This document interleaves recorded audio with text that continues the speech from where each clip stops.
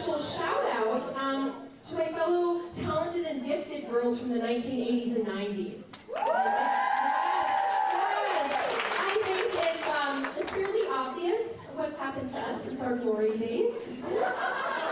We are perimenopausal perfectionists with anxiety and ADHD. I'm close, aren't I? I'm close. Yeah. And a lot of us are on our second divorce. No, okay, just me. That's fine.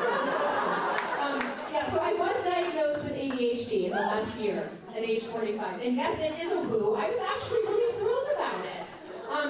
The hardest part was just remembering to get evaluated for like a year. Like once I finally remembered to call the office, it was the phone tap that nearly killed me. So I was like, did I actually return their call? Or did I just think about calling and then get distracted by Googling the correlation between divorce rates and perimenopausal rage? And I was like, is that their whole screening process? They're like, this lady forgot to call us back 3 times in a row. Let's just DoorDash her some Ritalin. And everyone knows that having ADHD makes it hard to remember what you're supposed to be doing and keep your house clean. But a lesser known side effect is that the compulsion to diagnose everybody else you know with ADHD. Did you do that? And TV characters included. I'm looking at you, Lorelai Gilmore, and Mrs. Maisel. Yeah. It's kind of like a neurodivergent namaste. You know, like the ADHD in me sees and honors the ADHD in me.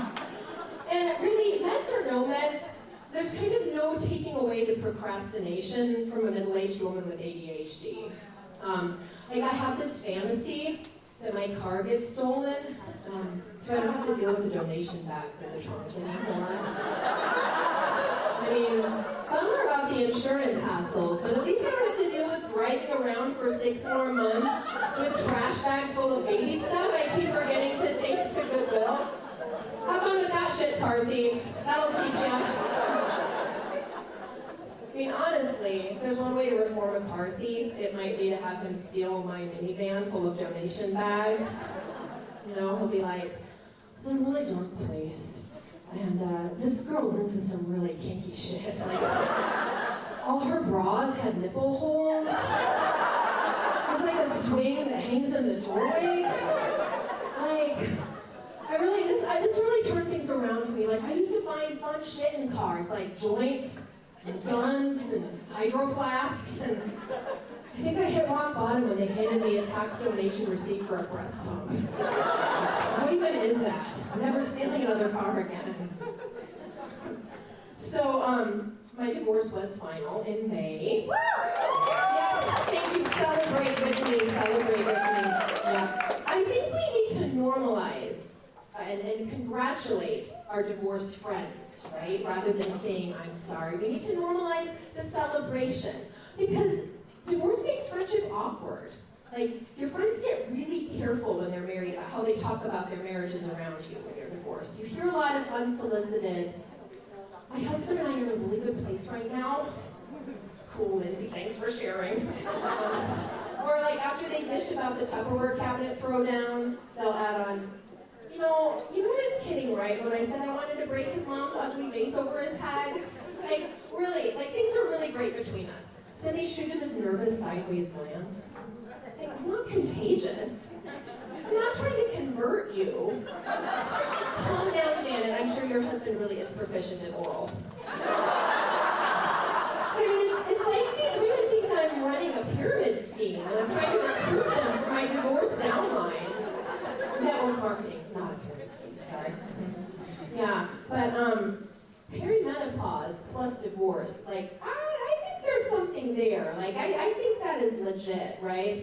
It's sort of like the ultimate out of fucks era, you know? And, well, first of all, I think we need to start acknowledging how rough perimenopause is, okay? Like, half the population is going to experience it at some point, like sexual harassment and faking orgasms. So, it's time to get real about it. Like, sure, it may be menopause light, but it's real, and it's kind of like the Bud Light to craft IPA. A little watered down, still beer, and kind of a for the main attraction. So when my married friends tell me they're considering an open marriage, I'm like, oh, you're in peri-divorce. Other signs of peri-divorce include waking in the night with homicidal rage towards your sleeping partner, and feeling frequently unexpectedly hot. For fictional vampires, your sexy mailman, that guy from The Bear. Yes, Chef. So people love to ask when I'm going to get back out there. And since I was last out there, a lot of things have come back around. Yeah, right? You know what I'm talking about. Eyebrows are back. Yay. High-waisted jeans, thank God. That was a dark time. Pubic hair? Did you guys know pubic hair is back?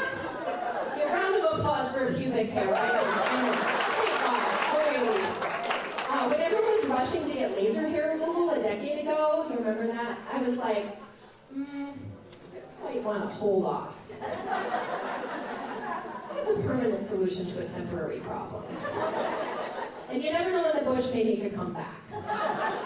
And also, you haven't had kids yet. And someday, you may need a literal beard to hide a post-childbirth below-the-belt turkey wall situation. Don't pretend you don't know what I'm talking about.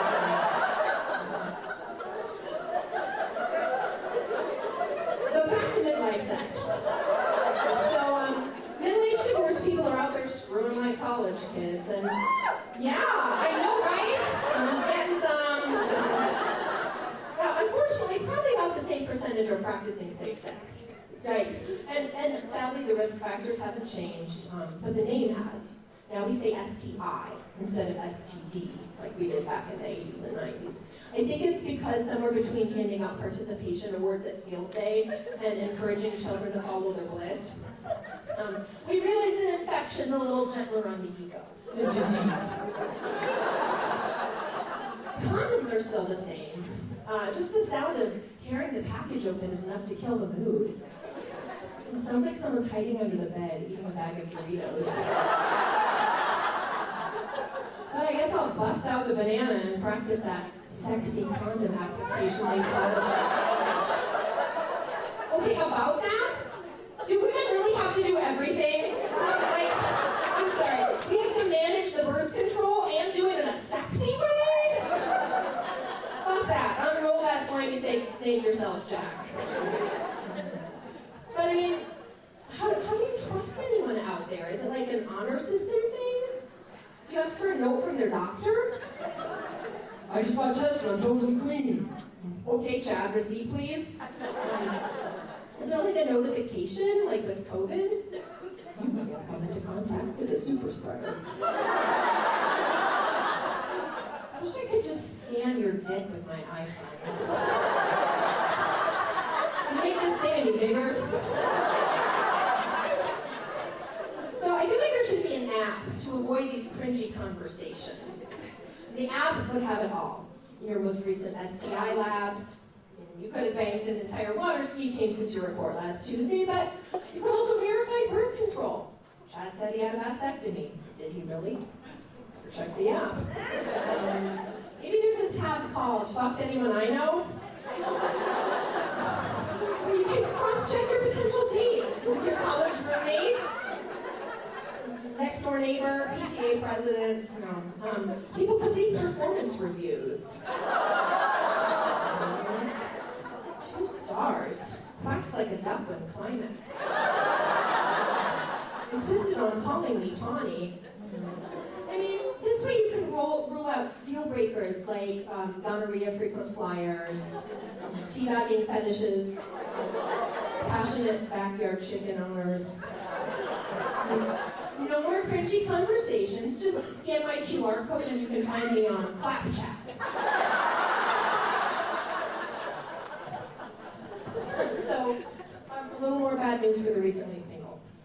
I'm not sure if you guys knew, but pretty much everyone just got out of a relationship with a narcissist. Remember that it's going around.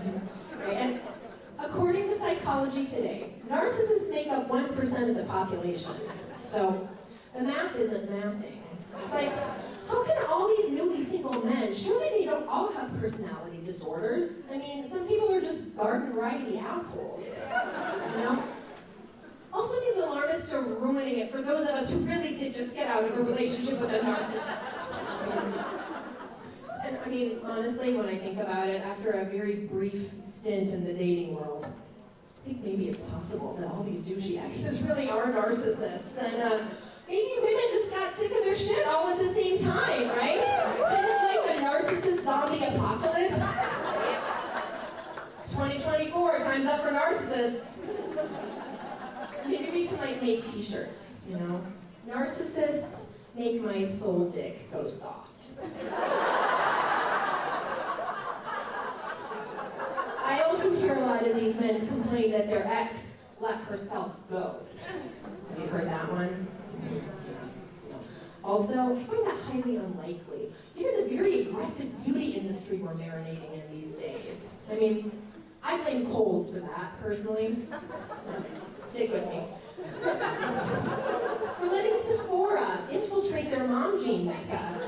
You know, it's like I just came in here for an air fryer and a package of high-waisted briefs, and I left with a 12-step facial regimen infused with stem cells and octopus cum. I'm kidding, of course. I would never buy my stem cell skincare at Kohl's if I were professional. They're not those kind of stem cells. It's a serum that my esthetician has shipped internationally, and it's just made of sea algae and circumcised foreskins. It's worth it, though. My friend told me my skin is glowing, and I said it was the penises. I wouldn't look this good if it weren't for morally questionable facials and clap chat. But my latest skincare obsession is dermaplaning. Do you guys know about dermaplaning? Yeah, okay. If you don't know, I'm going to tell you a little secret. Dermaplaning is code for shaving your face. You're deeply exfoliating a top layer of skin with a surgical blade. Okay, that's shaving. So the beauty industry has women shaving our faces, and listen, I can't go back. My skin is now soft as the butt of the baby who unknowingly lent his foreskin to my beauty routine. And I still consider myself a feminist. I mean, to me, feminism means women can do anything men can do. Not sure shaving our faces is what Gloria Steinem envisioned in 1972, but here we are. I mean, ladies, consider yourselves lucky. After all this time, we finally have the right to a close shave. Right, we've come so far, guys, we really have. But I do think that some of this has gone too far. My best friend just told me about a bad Botox experience she had at her dentist. I know. Apparently the dentist, like during her cleaning, was all low-key. Well, hey, we offer Botox here now. Can I interest you in some after your fluoride treatment? I know. And like this was an offer she couldn't refuse. I feel like I might have refused that offer. It wasn't good. But like what next? Like eyebrow threading during your colonoscopy? You go in for your pap smear and your gynecologist is like, why am I down here? Would you care for a nice Brazilian?